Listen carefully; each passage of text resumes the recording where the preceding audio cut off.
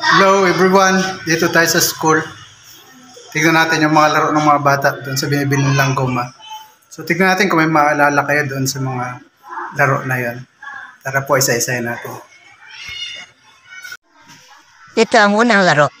Sampaw ang tawag. Nilalaro ng dalawang bata. Yun, pag nakasampaw, kanya na yun. Pangalawa, pitik.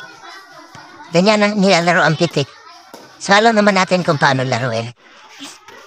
Pangatlo, dampa. Ito ang bagong laro. Yan ang palakasan ng hangin. Kung sino yung malakas makapangin. Sa kanya yung guma mapupunta katulad nun. Pangapat, jackpot. Nilalaro na natin ito noon. Meron tong isa doon sa dulo ang tinatawag na buwan. Doon pupunta lahat. Pag yung tinahagis natin nakasampaw doon, so tayo mananalo. Kanya yun. Katulad niya. So ito naman siningit ko lang kaya Miss Darker. Gamit pa rin yung guma.